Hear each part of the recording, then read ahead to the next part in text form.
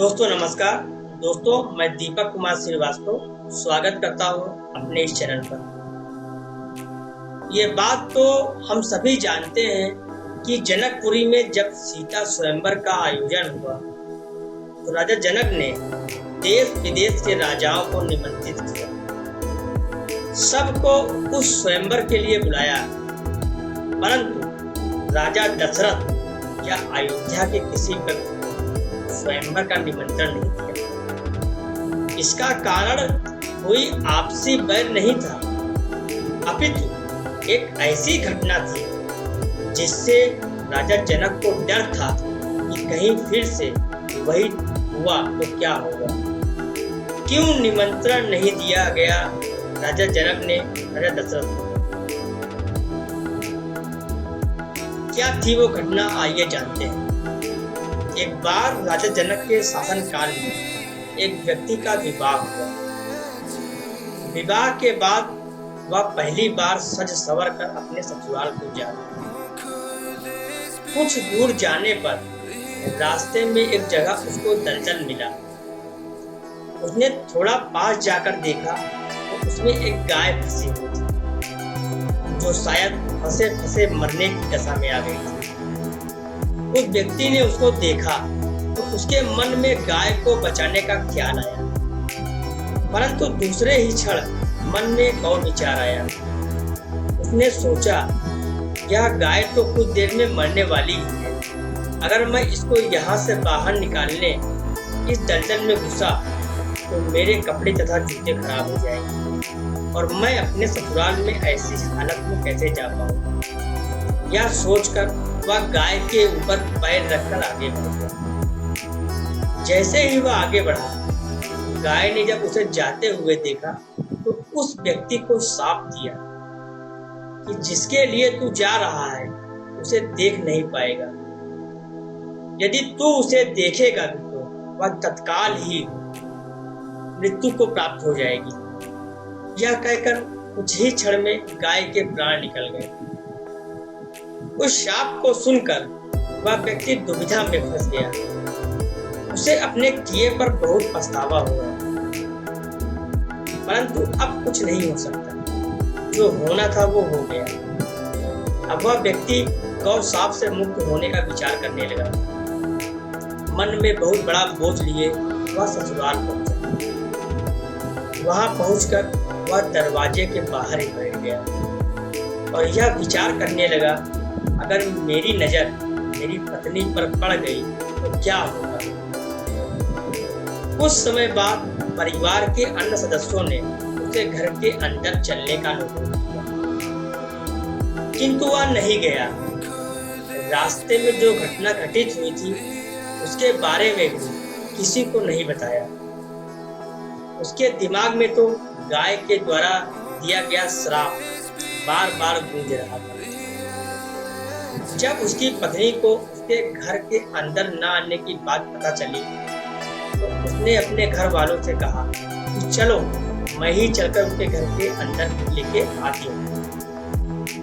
पत्नी ने जब जाकर उससे कहा कि आप घर के अंदर क्यों नहीं आ रहे हो और मैं जो भी बोल रही हूँ उसे सुनकर भी मेरे सामने होते हुए भी मेरी ओर क्यों नहीं देखते हो। वह व्यक्ति अपनी पत्नी की बात सुनने पर भी चुप रहा। काफी अनुरोध करने के बाद उसने रास्ते में घटित सारा वृत्तांत कह सुनाया। पति ने कहा, मैं भी पतिव्रता स्त्री हूँ, ऐसा कैसे हो सकता है, आप मेरी ओर को देखो। अपनी पत्नी की बात सुनकर उसने ज्यों ही नजर उठाकर अपनी पत्नी की ओर देखा, वैसे ही उसकी आंखों की रोशनी चली गई और वह गाय के शापवश पत्नी को देख ही नहीं सका। उस व्यक्ति की पत्नी भी पतिव्रता थी, इसी कारण उसकी मृत्यु नहीं हुई। यह देखकर पत्नी अपने पति को साथ लेकर राजा जनक के दरबार में गई। वहां जाकर उसने सारा वृत्तांत कह सुनाया। राजा जनक ने राज्य के सभी विद्वानों की सभा में बुलाकर समस्या बताई। उन्होंने अपने दरबार में बैठे हुए ब्राह्मणों को कहा, हे ब्राह्मण देव, गौ शाप से निर्वृत्ति का कोई सटीक उपाय हो तो बताइए। सभी विद्वानों ने आपस में विचार विमर्श किया और एक उपाय खोज निकाला।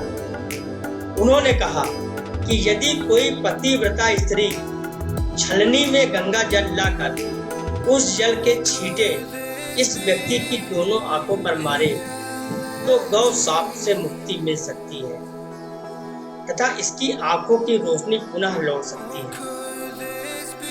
राजा ने महल के अंदर की रानियों समेत सभी स्त्रियों से पूछा तो राजा की सभी के पतिव्रता होने में संदेह की सूचना मिली। ऐसा सुनकर राजा जनक चिंतित हो गए। तब उन्होंने आसपास के सभी राजाओं को सूचना पहुंचाई। उन्होंने उन्हें संदेश में कहा उनके राज्य में यदि कोई पतिव्रता स्त्री है तो उसे सम्मान राजा जनक के दरबार में भेज दिया जाए।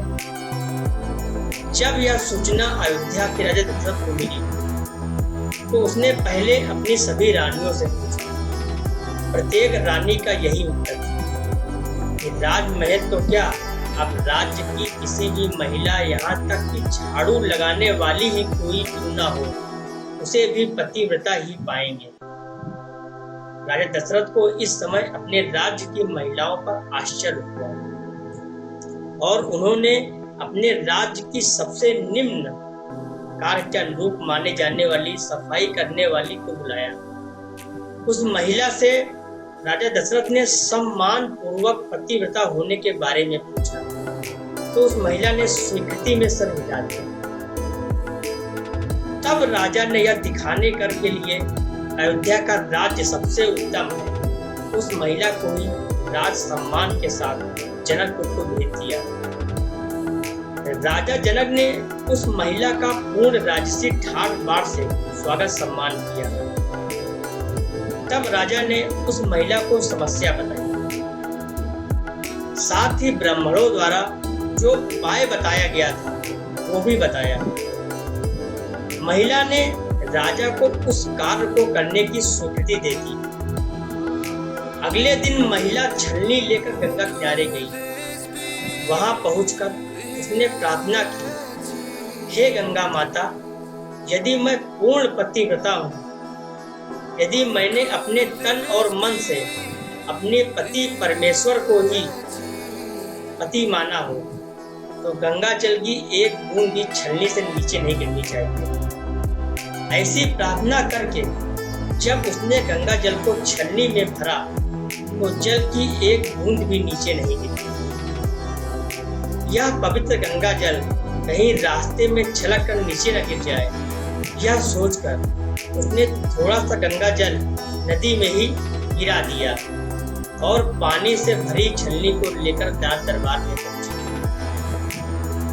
राजा और दरबार में उपस्थित सभी नर नारी यह दृश्य देखकर आश्चर्यचकित रह गए। तब उस महिला को उस व्यक्ति की आंखों पर छींटे मारने का अनुरोध किया गया। उसने ज्यों ही गंगा जल के छींटे उस व्यक्ति की आंखों पर मारे, त्यों ही उसके आंखों की रोशनी वापस आ गई। यह देखकर दरबार में उपस्थित लोग बहुत ही प्रसन्न हुए।